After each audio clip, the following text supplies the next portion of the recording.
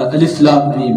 الف لام میم یہ جو ہے یہ حروف مقطعات میں سے اس کا راز صرف اللہ اور اللہ کے رسول جانتا ہے، سوائے اللہ اور اللہ کے رسول کی کسی بھی کو پتہ نہیں ہے.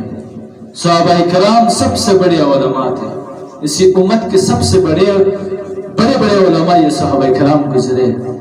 وہ عربی زبان میں بھی تھا، عربی زبان میں قرآن مجید عربی زبان میں بھی تھا، اور یہ لوگ آٹومیٹکلی عربی زبان اس کی تھی. جس کی زبان نیٹو سپیک ہو، جہاں پر اس کی مادری زبان ہو، وہ اپنے الفاظ کو بہت اچھی طریقے سے سمجھ سکتا ہے. لیکن اگر ایک شخص غیر شخص ہے، وہ آپ کی زبان کو یاد کرتا ہے، پھر وہ آپ کی زبان کی خلاصہ نکالتا ہے، یہ بڑا مشکل ہے اس کے لیے.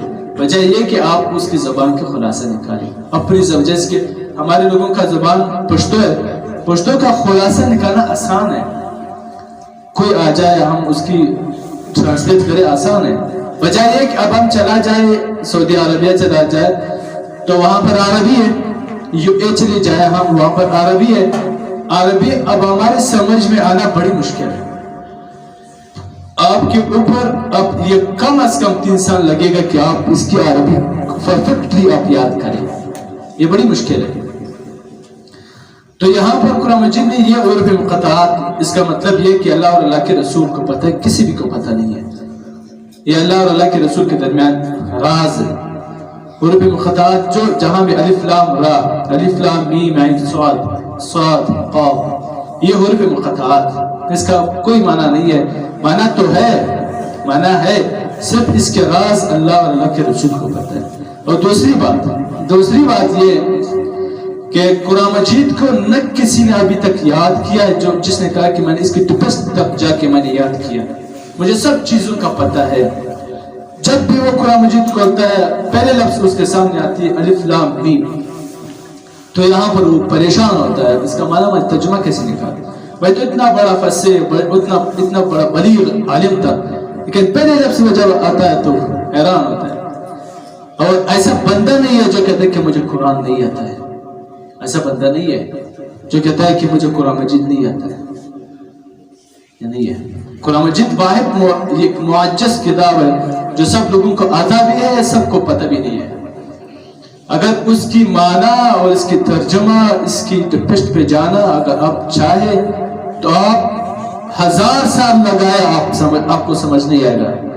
اگر آپ کہتا ہے کہ صرف ناظرہ قرآن مجید حفظ کرنی ہے تو وہ ہر بندہ چاہتا ہے، ہر بندے کو سمجھ آ جاتی ہے. بہت سے کمزور بچے ہوں گے لیکن اس کی سینے میں قرآن مجید ہے. اور بہت سے ذہین لوگ ہوں گے، اسی سے پوچھ لیجئے گا کہ آپ قرآن مجید کے معنی، ترجمہ اور اس کے جو خلاصہ ہے، جو ایکسپلینیشن ہے، آپ وہ نکال کے مجھے دے دیں. وہ کہے گا کہ مجھے سمجھ نہیں آتی ہے.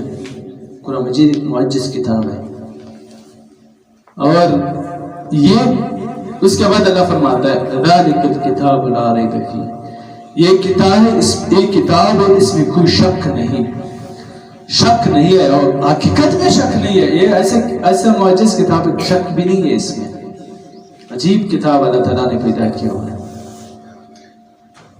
اب جا کے دیکھ لیجیے یہ جہاز جو بنایا گیا ہے یہ قرآن مجید کے نسخوں سے بنایا گیا ہے.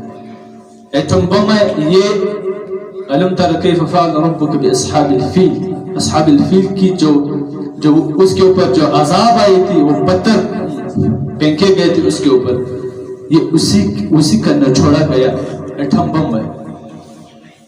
اس کو نیوکلیئر، انگلش میں اس کو نیوکلیئر بم کہا جاتا ہے.